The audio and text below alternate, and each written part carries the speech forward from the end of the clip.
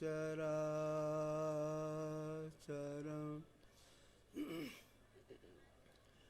तत्पदं दर्शितं तस्मै श्रीगुरुवे नमः। नमो नमो सतगुरु नमो जासम को नवान परम पुरुष होते अधिक गावे संत सुजान। धन्य धन्य सतगुरु सुखदा महिमा कही न जाए। जो कछु कहाँ तुम्हारी कृपा मोते कछु न बस।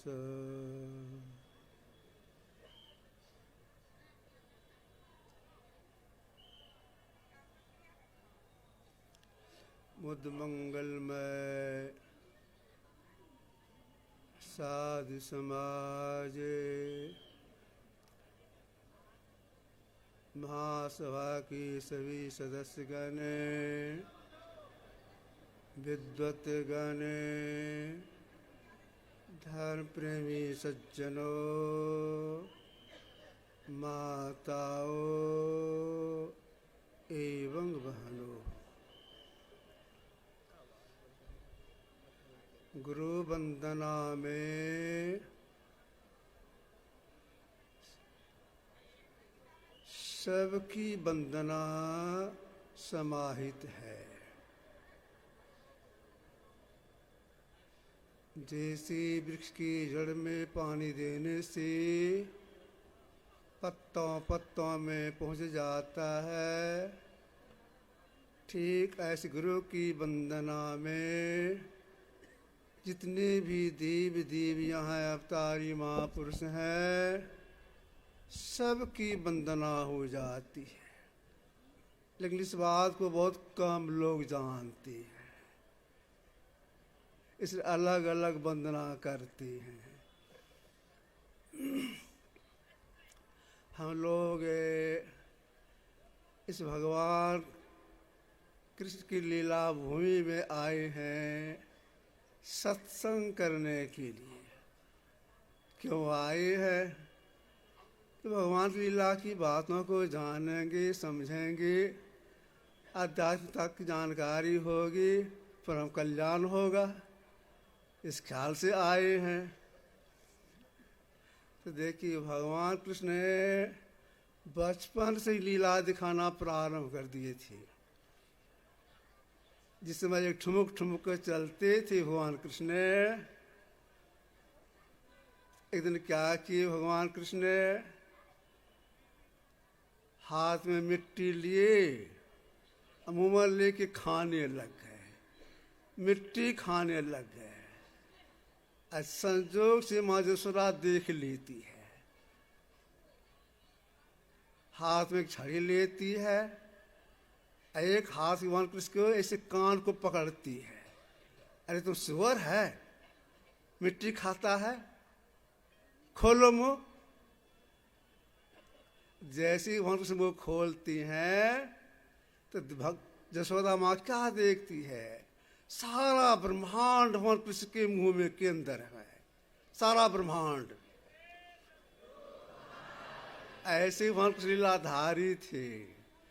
उन्हीं की नगरी में हम लोग आए सत्संग करने के लिए कि आध्यात्मिकता की जानकारी मिलेगी अच्छी तरह से। हम लोगों का भी भगवान कृष्ण की दया, हम लोगों पर भगवान कृष्ण दया होगी, परम कल्याण होगा, इस ख्याल से आए हैं।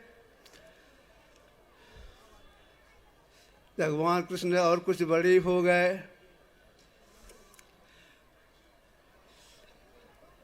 एक महायोगी भगवान कृष्ण के पास आए। जोगी जी के पास एक तलवार था।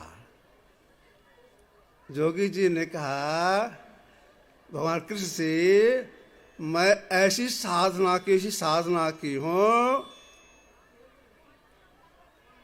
इस तलवार से मेरे ऊपर वार करेंगे आप, मेरा शरीर नहीं कटेगा, लीजिए तलवार। तलवार बहुत वजनदार था, तेज धार भी थी। जोगी जी ने भगवान कृष्ण के हाथ में दे दिए, यह तलवार लीजिए, मैं ऐसी साधना किया हूं, मेरे ऊपर चलाइएगा, जो से चलाइएगा मेरा देह नहीं कटेगा। अच्छा, आपने ऐसी साधना की है? भगवान कृष्ण तलवार लिए और जोर से चलाई उस जोगी जी के ऊपर, लेकिन जोगी जी का एक बाल भी नहीं कटा। वाह, आपकी साधना बहुत अच्छी है। भगवान कृष्ण ने कहा आपकी जगह साधना बहुत अच्छी है। तब भगवान कृष्ण ने कहा अपना तलवार लीजिए, मैं आपके सामने खड़ा हूं, मेरे देह पर चलाइए। तो जोगी जी ने कहा देखिए, आपका देह बहुत कोमल है, चलाऊंगा आपका देह कट जाएगा, आप मर जाइएगा। भगवान कृष्ण ने कहा आप तो महायोगी हैं, मेरा देह कट जाएगा, हम मर जाएंगे, आप जीवित कर दीजिएगा, लीजिए तलवार। भगवान कृष्ण के हाथ से जोगी जी तलवार ले लिए, और जितना बल उनके हाथ में था और जोर से चलाई, तलवार आर पार हो गई, देख कुछ भी नहीं हुआ उनका। जोगी जी के वाह, आप तो हमसे भी बहुत विशेष है। ऐसे थे भगवान कृष्ण ने, तलवार आर पार हो गई, कुछ नहीं हुआ उनको। जब यही भगवान कृष्ण ने मार के युद्ध करने में भगवान कृष्ण अर्जुन की सहायता करने लग गए और उनके सारथी बन गए। कहाँ पर युद्ध हुआ था? कुरुक्षेत्र मैदान में। तो सारथी बन गए, अध्यात्म ज्ञान की शिक्षा देने में भगवान कृष्ण ने अर्जुन से कहा था, द्रव्यान जज्ञान मया जिज्ञा ज्ञान जज्ञा परम तप आदि। हे अर्जुन सुनो, द्रव्य जग से ज्ञान जग श्रेष्ठ है। क्यों कहा? हम लोग अभी बैठे हैं या ज्ञान जग हो रहा है? द्रव्य जग से ज्ञान जग श्रेष्ठ है। क्यों कहा ऐसा? ज्ञान जग से जानकारी मिलती है। क्या जानकारी मिलती है? सारी सृष्टि परमात्मा ने की है, ठोस जानकारी मिलती है। इस ज्ञान जग में ऐसी जानकारी मिलेगी, ठोस जानकारी मिलेगी। इस पृथ्वी को किसने बनाया? जिस पृथ्वी में बहुत से देश हैं, 7 समुद्र है, हिमालय पहाड़ है, नारंगी के समान गोल है, और सूर्य की परिक्रमा कर रही है। ऐसे विचित्र पृथ्वी को किसने बनाया? तो जो ज्ञान जग करती जानकारी मिलती है, परमात्मा ने बनाया है। इतनी बड़ी पानी की राशि किसने बनाया? परमात्मा ने बनाया। गर्मी अगर सस्त हो जाए, गर्मी ठंडी पड़ जाए, कोई जीवित नहीं रहेंगे। अग्नि तत्व को किसने बनाया? तो परमात्मा ने बनाया। जो हवा हम लोग फ्री में लेते हैं, अगर हवा बंद हो जाए, एक आदमी जीवित रहेंगे? नहीं रहेंगे। ये हवा किसने बनाया है? परमात्मा ने बनाया है। मिट्टी, पानी, अग्नि, हवा, ये सब के सब कहाँ हैं? इस शून्य में है। हवा की उत्पत्ति कहाँ से हुई है? शून्य से हुई है। विलीन कहाँ होती है? सुनने में विलीन होती है। इतना बड़ा आकाश किसने बनाया? परमात्मा बनाया है। आप देखिए, गौर सुनिएगा, यह सत्संग 11 बजे तक चलेगा। जितनी बड़ी पृथ्वी है, इससे 15 लाख गुना बड़ा सूरज है। और सूरज को अग्नि का भंडार कहा गया है। हम लोग दीपक जलाते हैं, दीपक के लोग किधर भागता है? ऊपर भागता। क्यों? ऊपर सूर्य है, सूर्य अग्नि का भंडार सूर्य है। अब पृथ्वी से 15 लाख गुना बड़ा सूर्य को किसने बनाया? परमात्मा ने बनाया है। अगर सूर्य लुप्त हो जाए, कोई आदमी बचेंगे? नहीं बचेंगे। चंद्रमा किसने बनाया है? चंद्रमा का गुण है शीतलता प्रदान करना, वनस्पति को पुष्ट करना। अगर चंद्रमा नष्ट हो जाए, वनस्पति नष्ट हो जाएगी, संसार नष्ट हो जाएगा। तो चंद्रमा किसने बनाया है? परमात्मा ने बनाया है। अब देखिए, सूर्य, चंद्रमा, तारे, नक्षत्र, ये सब कुछ कहाँ है? हम लोग रात में जब जगते हैं, देखते हैं आकाश की ओर, झकमक झकमक पूरा आकाश तारों से भरा है। गौर से देखते हैं, उसके ऊपर दिखाई पड़ता है, मेरे ऊपर खाली है। अब इतना बड़ा आकाश किसने बना दिया? परमात्मा ने बनाया है। जो ज्ञान रूपी यज्ञ में आते हैं, जानकारी मिलती है। इतना बड़ा आकाश परमात्मा ने बनाया है। जो ज्ञान यज्ञ में आती जानकारी मिलती है, सृष्टि के 2 भाग हैं, जड़ प्रकृति और चेतन प्रकृति। जो ज्ञान यज्ञ में सम्मिलित होती जानकारी मिलती है, जड़ प्रकृति, इसमें परिवर्तन होता है और नाश भी होता है। स्थूल, सूक्ष्म, कारण, महाकारण, ये हो गई जड़ प्रकृति। इसमें परिवर्तन भी होता है, नाश भी होता है। इसके बाद क्षेत्र प्रकृति, इसमें परिवर्तन ही होता है। इसलिए इसको सत्य भी कहा गया है। लेकिन महाप्रलय में इसका भी नाश हो जाता है, अतंत्याभाव हो जाता है, परमविलीन हो जाता है। ये प्रकृति द्वय, उत्पत्ति लय हो प्रकृति मौज से, ये अजा अनाद्य स्वयं है। हर जन कहना चाहिए, ये 2 प्रकृति उत्पन्न हुई है, इसका नाश भी होता है, सब दिन रहेगी, ऐसा हर दिन मत कहना चाहिए। सब दिन से बनी है, यह भी नहीं कहना चाहिए।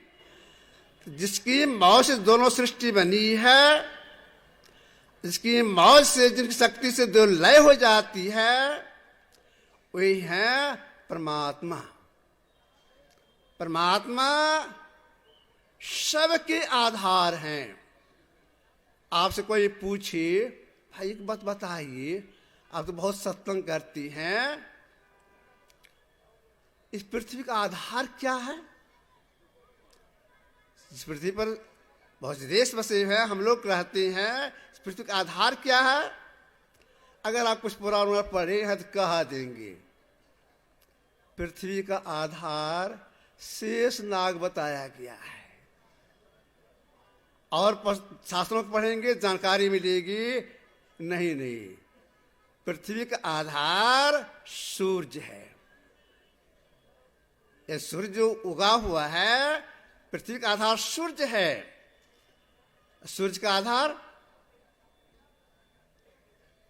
जो पृथ्वी से जो बड़ा है, इस सूर्य का आधार दूसरा सूर्य, दूसरे सूर्य का आधार तीसरा सूर्य, तीसरे का चौथा आधार, चौथे का पांचवा आधार।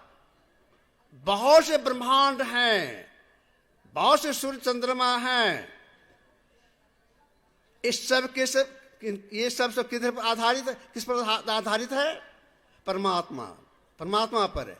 तो सबके आधार परमात्मा, इसलिए परमात्मा के लिए कहा सर्वाधार, सबका आधार परमात्मा।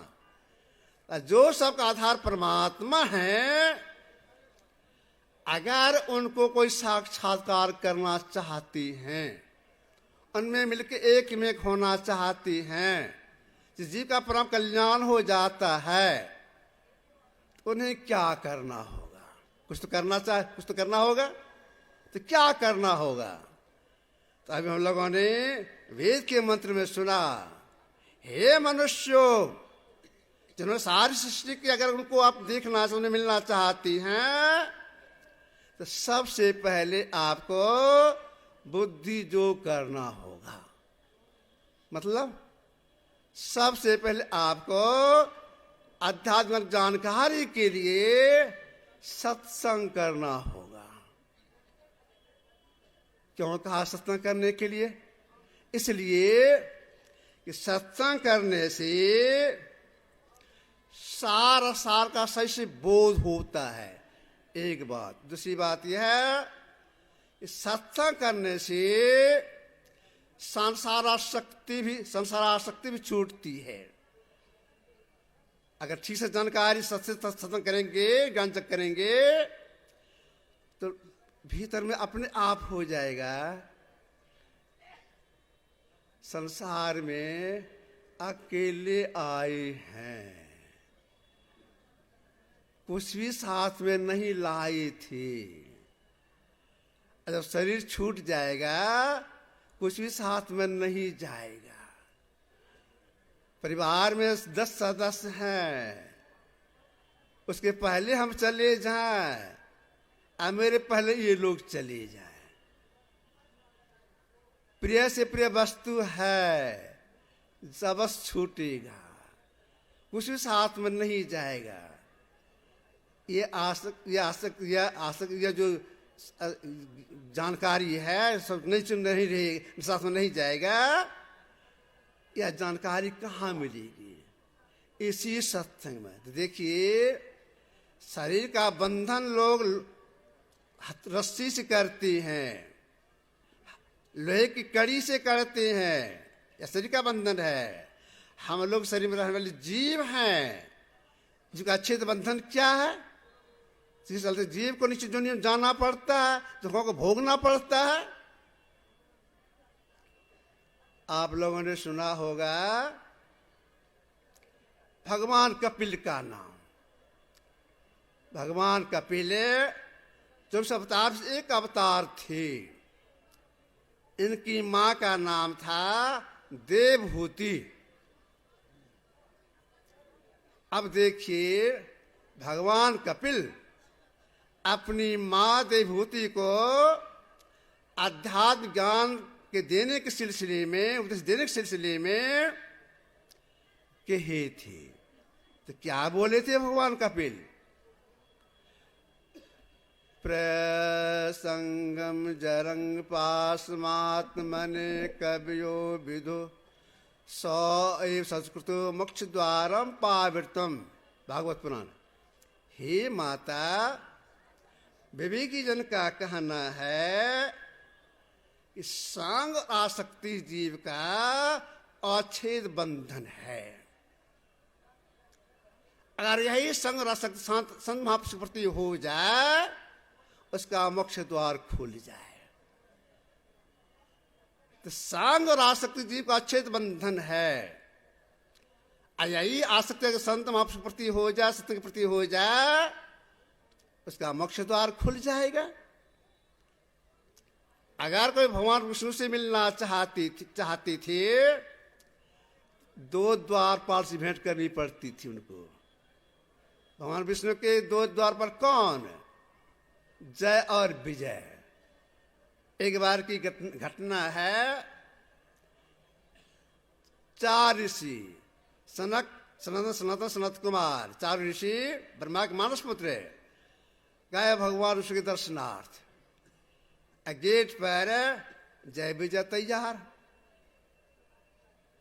ये लोग तो अवतारी महापुरुष, देखने में बच्ची है, बहुत उम्र की, जाने लगे भगवान के पास। जय विजय ने रोक दिया, नहीं जा सकते हो, बच्चा जान करके नहीं जा सकते हो। जब जाने लग गए तो जय विजय ने लाठी ले लिया धमकाने के लिए, नहीं जा सकते, जाओगे मार ही देंगे। गुस्सा आ गया दोनों भाइयों को, चारों भाइयों को एक साफ दे दिया, जाओ तुम दोनों राक्षस हो जाओगे।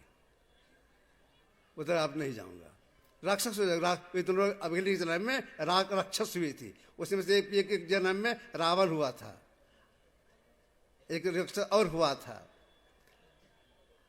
भगवान विष्णु के पास जाने में दो द्वारपाल, तब उनके पास जा सकते, उनकी अनुमति से भगवान के पास जा सकती थी।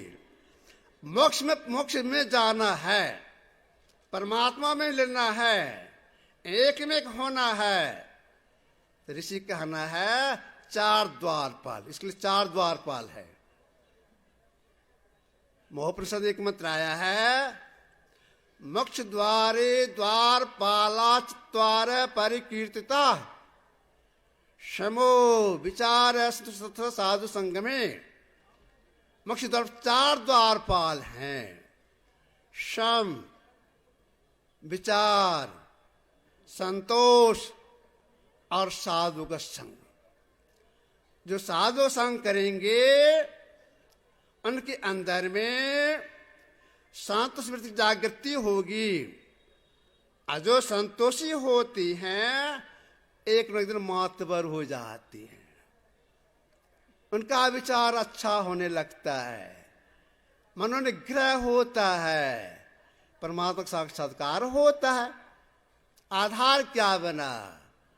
साधु का संग, सत्संग। तो देखिए, साधु संग करने से, महापुरुष संग करने से ठोस जानकारी मिलती है। क्या जानकारी मिलती है? कि सारी सृष्टि परमात्मा ने की है, और जब तक हम उनमें मिलेंगे नहीं तो हम जीव का परम कल्याण होगा नहीं। तो वेद की आगे बढ़ी, हे मनुष्यो, बुद्धि जो के बाद, सत्संग के बाद और काम करना होगा। तो कौन काम करने की आज्ञा दी वेद ने? वेद कहा गया ईश्वर की वाणी, वेद की वाणी ईश्वर की वाणी। तो वेद की क्या आज्ञा हुई है? क्या इन्होंने कहा कि हे मनुष्य, बुद्धि योग के बाद मानस योग करना होगा, इसके बाद अग्नि योग भी करना होगा, तब परमात्मा के पास जा सकते हो, अपना परम कल्याण बना सकते हो। अब कहेंगे मानस योग किसे कहती है, अग्नि योग किसे कहते हैं? तो देखिए, मानस जो कहती हैं मानस जप और मानस ध्यान को। जप 3 तरह से करने के लिए बताया गया है।